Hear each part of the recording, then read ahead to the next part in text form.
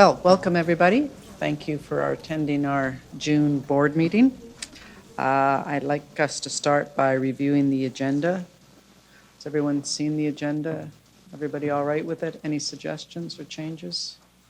Could I have a motion to approve it? David, Brenda? Any declaration of conflict of interest? Hearing none? All right, thank you. Approval of the minutes from our April 27th meeting. I think everybody had a chance to look at those yesterday. Any changes to suggest? No? All right, could I have a motion to approve? Marlis, Brenda, great. Well, thank you very much. This is a very significant day for Alberta Health Services. Today, the AHS board will give its official endorsement of Dr. Verna Yu as our organization's new permanent president and CEO, something we announced publicly earlier in the week. As I mentioned at that earlier meeting, many high-quality candidates applied for this position, but Dr. Yu was clearly the best choice for the organization at this time. Late last year, the board asked Dr. Yu to step into the position on an interim basis because we were confident then that she had the experience and the leadership and the personal skills to steady the ship during a time of, yet another time of transition for this organization. To extend the metaphor, Dr. Yu did more than just steady the ship over the last 6 months. She captained it right from the start, first day on the job. She's helped inspire, mobilize, and build relationships within AHS and between AHS and our partners. For that, Dr. Yu has earned the confidence of the board. And judging by the amazing feedback we've been getting all week, she's also earned the trust and the confidence of AHS workforce. So on behalf of the board, I really want to thank Dr. Yu for taking on this assignment on a permanent basis. You've got about 14 minutes to change your mind, I think, but hopefully you won't. We're confident you're the right leader for AHS. The board selection of a new CEO coincides today with the approval of the 2016-17 health plan and the business plan, which outlines our strategies and the goals for AHS over the coming year. The 4 high-level goals in that plan are to build a culture of patient, family, and community-centered care to improve the patient experience, to improve health outcomes through best clinical practices, to ensure AHS staff, physicians, and volunteers feel safe, healthy, and valued, and achieve financial stability through organizational best practice. Through this plan, our focus is on how we can improve patients' healthcare experience and the quality of care provided. And AHS will monitor its progress through 17 performance measures that reflect a balance across the whole healthcare system. We have a good plan. Now all we need to do is execute this plan and make sure we're not just talking about improving healthcare, but we're actually doing it. We need to open new continuing care beds and expand home care hours. We need to improve access to addiction and mental health services, as well as to emergency, cancer, and surgical care. We need to expand treatment for patients with opioid dependencies, including fentanyl, and add additional detox beds where they're needed most. Our strategic clinical networks must continue driving innovation, transformation, and value, and we need to start laying the foundation for a provincial clinical information system. AHS, as you may know, currently has 1,300 unconnected systems storing patient information. When the new CIS project is complete, Alberta will have one integrated system where health providers can access comprehensive and consolidated patient information that will travel with patients wherever they go and wherever they access the system. And patients themselves will be able to access their own health information. This is a pivotal part of our development as a provincial health system. So there are many things we need to do, but I wanted to say that despite all the work we need to do, great care is still happening every day within AHS. And as we've seen in recent weeks, we provide exceptional care and comfort to Albertans when they're in crisis. As I've been speaking to you, we've seen on the screens what happens in AHS every day during an average day. For instance, every day more than 75 people were treated in hospital for life-threatening conditions. Every day more than 150 babies are born. Every day, we respond to more than 1,400 EMS calls and more than 2,000 health link calls. Separately, each of these statistics is impressive, but together I think they're quite staggering, and they speak to a health system that is, for the most part, providing Albertans the care they need from birth to end of life. This is a credit to everybody at AHS, including the executive and senior leadership teams who work long and hard to provide the support for the organization. I believe AHS is on the right path. Dr. Yu's appointment represents stability and continuity that will enable the organization to maintain its focus on priorities that matter most to Albertans and to move forward on important work without interruption or delay. Now I'd like to ask Dr. Yu to take the mic and say a few words on two important pieces of work we've been doing, including the AHS response to the Fort McMurray wildfires. Great. Thanks very much, Linda, and good morning to everyone. It is truly an honor to stand or sit before you today as the permanent president and CEO of Alberta Health Services. It's my first day officially in this role. I would like to thank the board for all your support over the past 5 months and for the trust that you've placed in me. I feel very, very privileged to have this opportunity to continue in this role and follow through on our plans that we have developed and also reach the goals that we have set. I care very deeply about Alberta Health Services, and I want to do everything I can as AHS continues its evolution into becoming a learning, high-performing healthcare organization. We're going down that path now, and I'm looking forward to being part of that journey.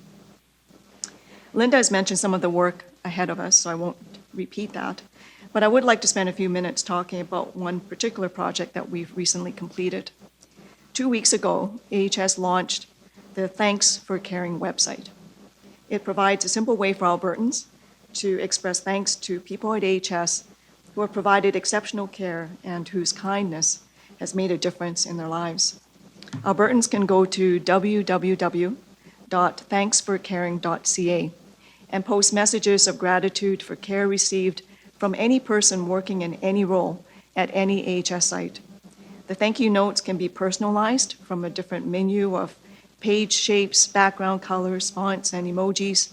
Posted messages can be viewed publicly on the website, as well as being shared through social media.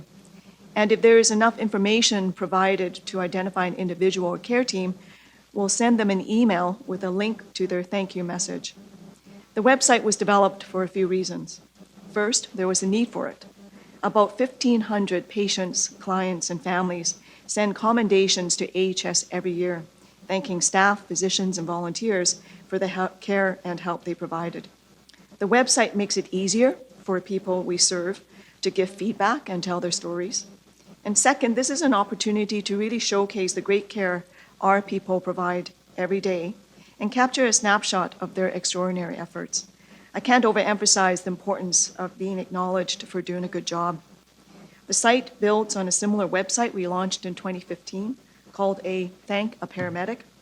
I encourage Albertans to visit the website, and if they've had a good experience in our sites or with AMS, to really share their stories. I'd like today to quickly share an update also on a recent High update that shows how AHS is performing compared to other health jurisdictions. It's part of a web project called Your Health System. Out of 45 health indicators, AHS ranks amongst the top 3 in the country in 16 of these. We ranked number 1 in the following 6: administrative expense, repeat hospital stays for mental illness, hospital deaths following major surgery, perceived health, potentially inappropriate use of antipsychotics in long-term care, and total time spent in the emergency department for admitted patients. But regardless of where we rank, we are always striving for continuous improvement and will remain focused on doing so. From my perspective, we are seeing success and progress, and I'm very, very proud of the teams working hard to improve care for all Albertans. Finally, I want to just finish off with a few words of gratitude. We're now about 1 month into our wildfire response and day 3 of reentry. I wish to publicly thank the staff, physicians, and volunteers of AHS, as well as our partner organizations for really going above and beyond the call of duty to help tens of thousands of Albertans displaced by this natural disaster. This has been a massive team effort and a truly provincial effort, And the stories of courage and compassion that I'm hearing on a daily basis are both inspirational and humbling. I'd like to focus your attention on the screens for a video about the AHS disaster response. Well, from an EMS standpoint, this was an extremely unique situation. How close can we get to a community that has a huge inferno? Well, the spirit of the community was extremely evident.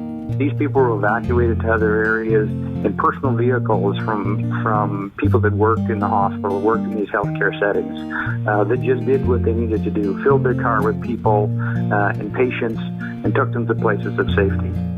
Alberta strong,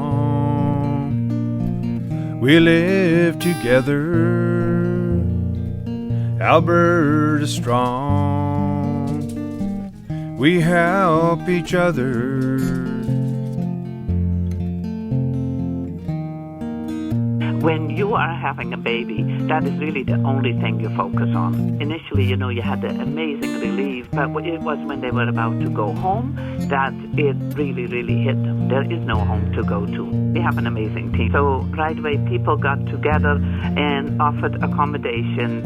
Another doctor bought 5 car seats and said, okay, when you run out, just let us know. Cleo has recently come to the continuing care center and has been such a blessing to the residents. The nursing staff already had both Cleo and the bird Sherlock all ready to go with the rest of the residents. One particular resident was afraid to fly. We put her wheelchair beside Cleo and she would talk to Cleo and she was always meow, meow, meow, Heroes just showed up out of the blue with gas and water, clothes and food. They said they weren't heroes, just helping along, doing what they had to be Alberta strong. I would approach them and ask them, can we help you with something? And they said, at first they said, I don't know if you can help me. And I said, you know what, the best thing for you to do is just ask me the questions and I will answer them the best that I can. So we had a number of therapists walking around the expo center looking for people who were either isolating themselves or in distress. We did some grounding strategies for individuals having some acute stress reactions. We had some folks going into a withdrawal, also some older adults with dementia. For our mental health team, we certainly got our 10,000 steps in. We are all neighbors and keep moving on, helping each other stay Alberta strong.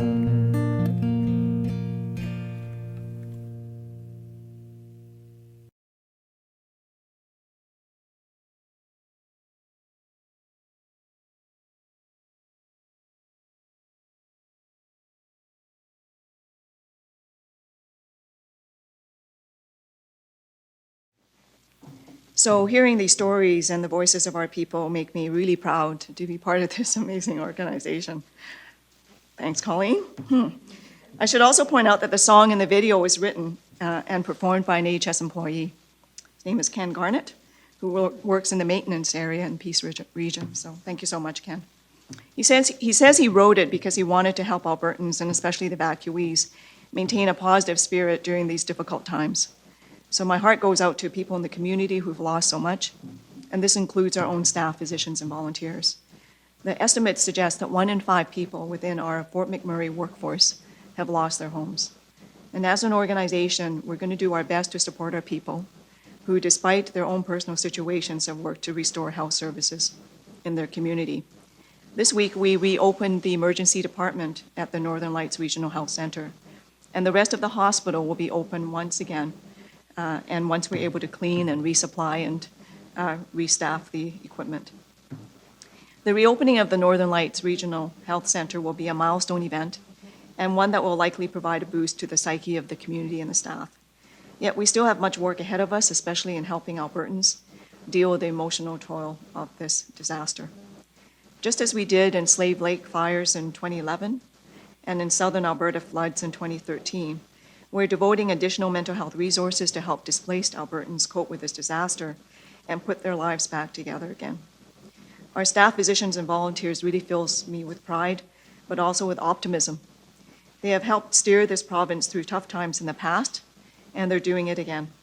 That's why I know we will get through this difficult time together and will help our Northern Alberta communities get back on their feet. I'd like to thank our people for their incredible efforts and dedication.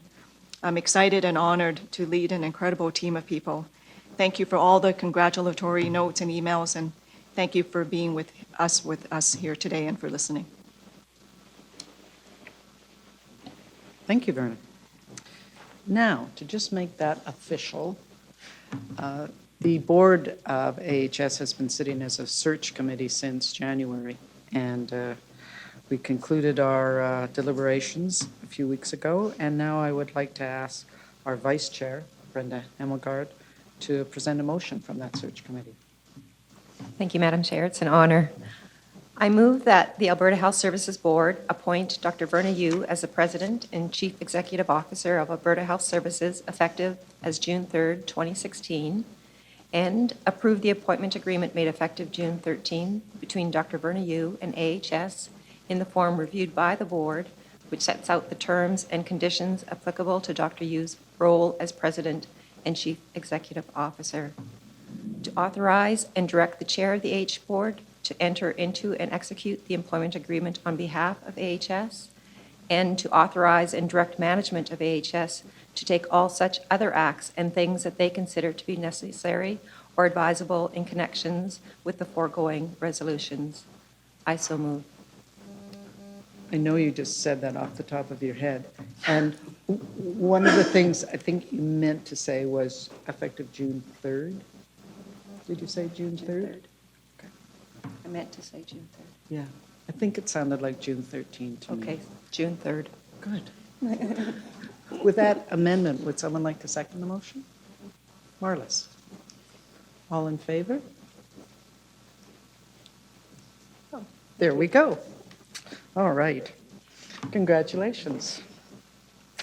All right, let's move on to Governance Committee. Hugh. Thank you, Madam Chair.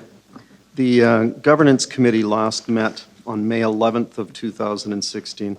Earlier in the spring, the committee had drafted a mandate and roles document, which is required by our governing legislation to be entered into by AHS and the Minister of Health. That draft was sent to Alberta Health for comments.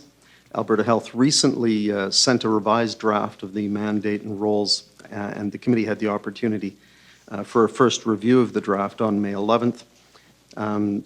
We are further discussing the matter internally. We will share our comments with Alberta Health, hopefully in meetings with them shortly. The committee was also presented with an overview of the Health Quality Council of Alberta and its roles, responsibilities, mandate, and engagement. The committee heard of the initiatives of the HQCA and the opportunities for collaboration between the Health Quality Council of Alberta and AHS. The committee also discussed governance matters. One of these was a system for looking at documents for the board, what is known as a board portal system. This sort of document management system would allow us to eliminate the destruction of many trees that goes into preparing board documents. And if approved, the system would also allow us to keep a much more secure control over the documents that will be going before the board. This matter will be coming up further. I understand administration, as well as myself, have suggested a particular board portal system, and we hope to be reviewing that for the board in the future, hopefully to streamline our document management and make us more efficient and more environmentally friendly. And that's what the Governance Committee has been up to lately. Thank you. Thanks, Hugh. Any questions for Hugh on that? No? All right. Human Resources Committee. Marlis. Thank you, Madam Chair. I am reporting on behalf of Mr. Richard Dicerni, who couldn't be with us here today, and who's the chair of this committee. So as vice chair, I will give the report. We last met on May 12th of 2016, Everyone, of course, especially at that time, as we still continue to, but it was very fresh then. We're thinking about Fort McMurray and the crisis that was happening there. The committee discussed the compensation and accommodation arrangements for the Alberta Health Services personnel that were involved in the crisis. The committee was advised that the government has acknowledged the excellent work done by AHS during the crisis, and I must say, as did the committee and the whole board. It was pointed out that the work on the values for our people strategy was on track. The committee discussed the fourth quarter workforce indicators that in general measure things like workforce utilization, demographics, labor costs, nursing, safety, and talent loss. Overall, the indicators are improving or stable. The committee was advised of notable improvements, including overtime to be paid, overtime hours to be paid hours, workforce size, growth rate, disabling injury rate, and voluntary terminations by non-casual employees. The committee discussed the new essential services legislation that will soon require our attention. The committee received the fourth quarter and fiscal year-end workplace health and safety report and was advised again that even though healthcare has a very, very tough record with respect to workplace health and safety, and that is not just us, that is across the board, that AHS ranked very well in comparison to its peers. It was noted that the priority in our people strategy of a safe, healthy, and inclusive place to work and the steady progress being made towards achieving that priority. And as part of that, new managers are going to be supported to complete a comprehensive health and safety course within the first 6 months of their employment. The committee was also updated on the salary information that's going to be disclosed at the end of June under the Public Sector Compensation Transparency Act. Alberta Health Services will disclose compensation information for those employees earning over $125,000 per year. And that was our work. Thank you. Thank you, Marlis. Any questions for Marlis? No? Okay. Community Engagement Committee. Ready? Thank you, Madam Chair.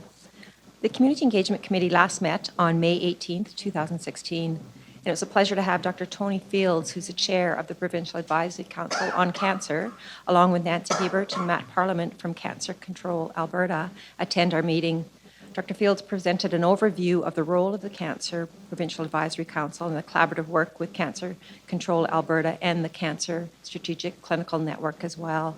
They're very active and participatory in their research and clinical and related activities. The committee looks forward to an upcoming presentation from the Addiction and Mental Health Provincial Advisory Committee. The committee reviewed a draft terms of reference to ensure that they properly identify the purpose and scope of work, and that would be presented to the Governance Committee for approval by the board. The committee received an overview of the proposed governance reporting of the committees, the Health Advisory Councils, the Provincial Advisory Councils, and the Wisdom Council. They're divided into two components. From an operational perspective, the Health Advisory Council reports to AHS Community Engagement and Communication. The Provincial Advisory Council reports to Cancer Control Alberta, and Addiction and Mental Health and the Wisdom Council both report to the CEO. It's proposed that from a governance perspective, all three of them will report through our committee. The committee also heard about its roles with the foundations. As you're aware, there are 68 foundations and trusts, and the committee will have oversight and facilitate board approval required with respect to member appointments and bylaw amendments in particular. We were also presented with an overview of the fantastic outreach activities carried out at AHS under the banner of Passion for Health, Because You Cared videos, Apple Talks, and a public blog. This summer, AHS will participate in more than 25 community events across the province. The committee also considered certain appointments to certain trusts and foundations and recommended the board approve the appointments. Therefore, I move that the Alberta Health Services Board appoint or reappoint as applicable the following individuals as trustees to the foundation as indicated for the term specified, effective June 1st, 2016. To the Brooks and District Health Foundation, Mr. Kelly Tanagami for a 2-year term. Canmore and Area Healthcare Foundation, Mr. Stephen Scott for a 3-year term. To the Crow's Nest Pass Health Foundation, Ms. Corey Ploss for a 3-year term. To the Fort Macleod and District Health Foundation, Ms. Bev Hagan and Ms. Linda Han, both for a 3-year term. To the Lacombe Health Trust, Mr. Kerry Trelevin for a 3-year term. And to the Windy Slopes Health Foundation, Ms. B.J. Scott and Ms. Shelley Stoke, both for a 3-year term. Thank you. Can I have a seconder? David? All those in favor? It's carried. Any other comments on Brenda's report? No? Okay, thank you. Quality and Safety Committee, Glenda. Thank you, Madam Chair. The Quality and Safety Committee met on June 25th. And I would say at the outset that the committee noted their appreciation for the substantial work that was done preparing the various reports that were presented to the committee. The committee was updated initially on the recent Accreditation Canada visits and the positive results that have been passed on to us. The final report is still pending, but we have had, the organization has had some good feedback that's been received to date on the recent accreditation. Management noted that the organization is working to integrate the Accreditation Canada standards into the operation, so it becomes not something that we pay attention to once a year when accreditation comes or whenever they come, but rather part of our absolute sort of daily work and part of our routine. The committee also discussed the work of the strategic clinical networks. These have come before the board before in some of our video presentations, some examples of them. And I think there was real support and for the ongoing funding and support for these networks.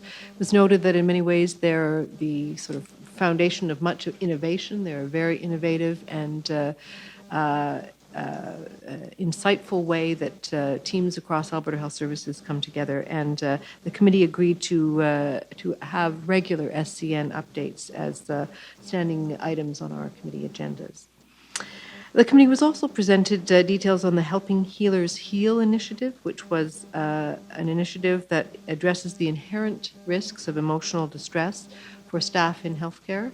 And it links resources from AHS that are available to AHS staff in a central website. It was noted that often there are supports available, but they may not be coordinated, they may not be aligned, and there's a real effort under this initiative to make sure that the supports are aligned and that that allows us better to identify any gaps in resources that might be there, so that we can support staff as they may have distress as a result of the very inherent nature of the work that they do.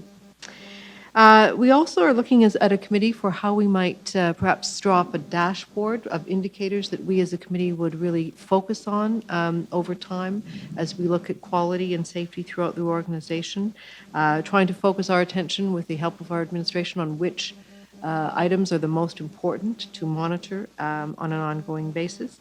We looked at some of the CIHI, the Canadian Institute for Health Information, indicator information, and looked at which ones were most applicable to us, and had a discussion that the most important thing was to understand how we were doing over time, to make sure that we could see directionally if we were improving, and also to see how we were doing in comparison to other organizations, so that we could really understand where we need to strive to continuously improve, and where we are already doing well and will still obviously wish to improve. We had a report presented on a hospital child inpatient experience survey. We see a lot of quantitative information at the committee, but this was a qualitative survey that also showed us how we can get information about the patient experience from those who use our services, and it did identify some areas where we could improve, and it also identified some areas where we were doing very well, and we had a discussion about how that information would be fed back to staff and used throughout the organization. We also received the third quarter 2015-16 patient safety report. This is one of the regular reports that we receive. It is part of what is required by Accreditation Canada, but again, it really impressed upon us the need for great quality information to be regularly monitored. We were very satisfied that they are monitored by the administration, but then we as a board also have a chance to receive these reports and ask questions and be aware of them. We also heard about some excellent work that was going on in mitigating hospital-acquired infections. This is one of the risks that we monitor as an organization, as do all similar healthcare organizations. We had a report on some of the mitigating work that was going on hand hygiene initiatives, and some of the cleanliness audits. And we were very pleased to see that we are seeing an improvement overall in hospital-acquired infections, and we had 3 that were monitored specifically. So that was a very positive outcome. And with that, Madam Chair, that concludes my report. Thank you very much. Now, Finance. David. Thank you very much, Madam Chair. Well, Finance Committee has been quite busy over the past little while, and so I've got a report. I'll be making 3 recommendations for board consideration, and then interspersing them throughout my comments. So we'll all have to keep on our toes, make sure I don't slide anything in that you don't want to pass. So before I report on the Finance Committee of May 26th, I want to address the 2016-17 Health Plan and Business Plan. As was reported at the last public meeting, at its April 14th meeting, the committee reviewed a draft of the 2016-17 Health Plan and the Business Plan. The committee at that time recommended the board approve the Health Plan and Business Plan. It will then be submitted to the Minister of Health for approval. After ministerial approval is received, the Health Plan and the Business Plan will be posted on our public website. Accordingly, I move that the Alberta Health Services Board, A, approve the 2016-17 Health Plan and Business Plan in the form reviewed by the board with such non-substantive changes that management of Alberta Health Services considered necessary or advisable, and B, authorize and direct management of Alberta Health Services to deliver the 2016-17 Health Plan and Business Plan to the Minister of Health for approval, and after receiving such approval, to make the Health Plan and Business Plan available to the public through the Alberta Health Services website. Do we have a seconder? All in favor?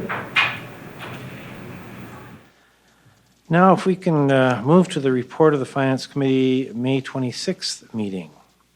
The committee was presented with a proposal to amend the AHS borrowing bylaw. To be effective, an amendment to the bylaw has to be approved by the board and the Minister of Health. Once board approval is obtained, the proposed amended bylaw will be submitted to the Minister. The approved amended bylaw will be made available on the AHS public website. The committee recommended that the AHS board approve the amended AHS borrowing bylaw in the form reviewed by the Finance Committee with such non-substantive changes that management of AHS considers necessary or advisable. Accordingly, I move that the Alberta Health Services Board, A, approve the amended AHS borrowing bylaw in the form reviewed by the board with such non-substantive changes that management of Alberta Health Services considers necessary or advisable, and B, authorize and direct management of Alberta Health Services to deliver the amended AHS borrowing bylaw to the Minister of Health for approval, and after receiving such approval, to make the amended AHS borrowing bylaw available to the public through the Alberta Health Services website. Do we have a seconder? All in favor? As mandated by AHS investment bylaw, the Finance Committee is required to review reports prepared by management and investment managers summarizing the activities and performance of AHS investment portfolio on a quarterly basis. The Regional Health Authority's regulation and the AHS investment bylaw describe the requirements for the board to approve or ratify by resolution AHS investment decisions. Finance Committee of the board was presented the March 31, 2016 fourth quarter investment report and recommend that the board ratify the transactions. Accordingly, I move that the Alberta Health Services Board ratify the investment portfolio and transactions as described below and as certified by signed investment compliance certificates from AHS and Phillips Hager and North Investment Management. A, as at March 31, 2016, AHS held restricted and unrestricted funds managed by Phillips Hager and North Investment Management and Standard Life Canada, totaling $1.714 billion. B, the funds were invested in short-term treasury bills, federal, provincial, and corporate fixed income bonds, pooled mortgage funds, bond funds, Canadian and global equity funds. And C, all of the funds during the quarter ended March 31, 2016 were invested in accordance with the investment bylaw and investments policy. Do we have a seconder? All in favor?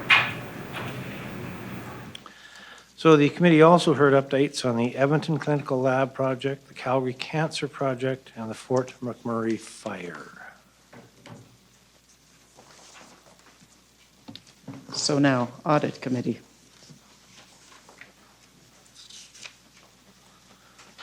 Same comments to start out, so keep on your toes.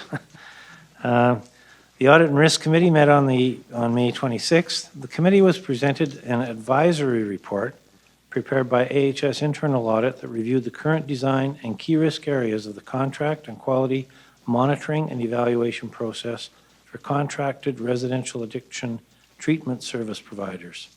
Internal Audit provided advice to management on improving the contract monitoring framework, monitoring quality of care, and evaluation and reporting on performance of service providers.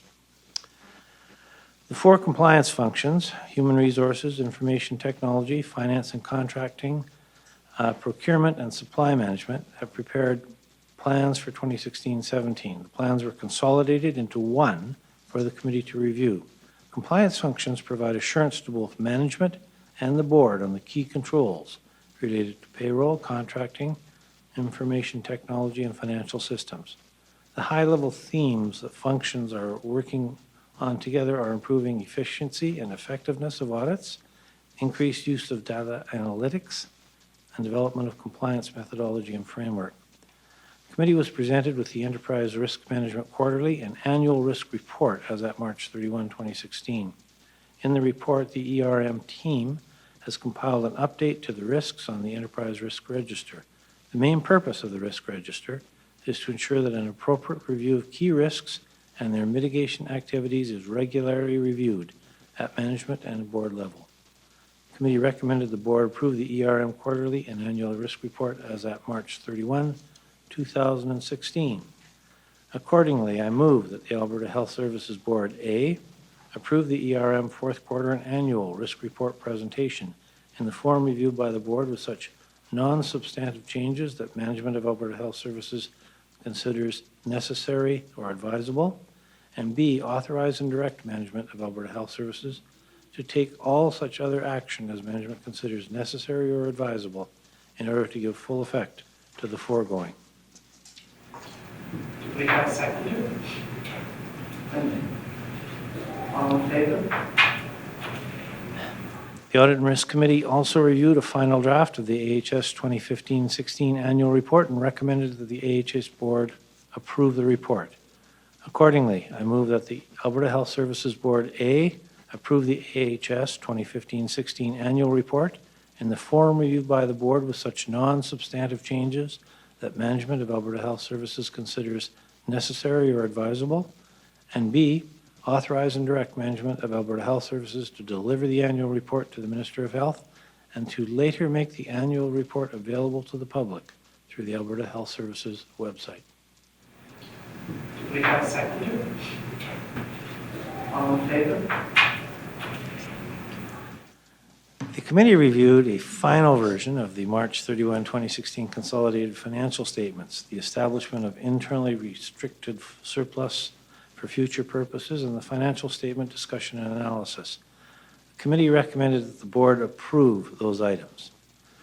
Accordingly, I move that the Alberta Health Services Board, 1, approve the internal restriction of $676.427 million to represent the amount of unrestricted surplus invested in tangible capital assets as at March 31, 2016, and not available for any other purpose.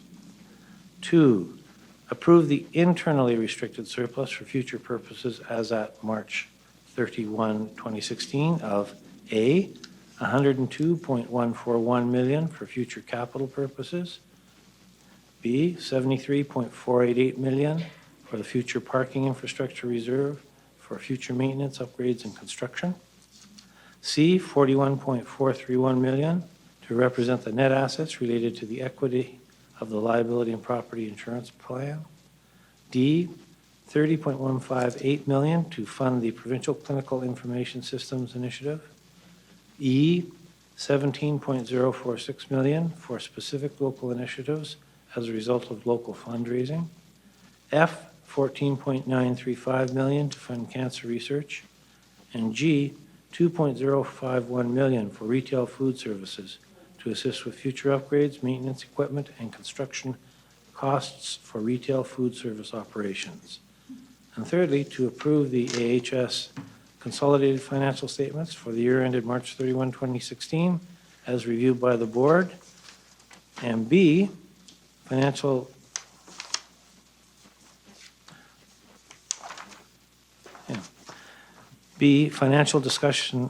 statement discussion and analysis for the year ended March 31, 2016, both for the inclusion in the AHS 2015-16 annual report and both in substantially the form attached, with such non-substantive changes that management of AHS considers necessary or advisable, are hereby approved. And fourthly, to authorize and direct management of AHS to take all such other action as management of AHS considers necessary or advisable in order to give full effect to the foregoing.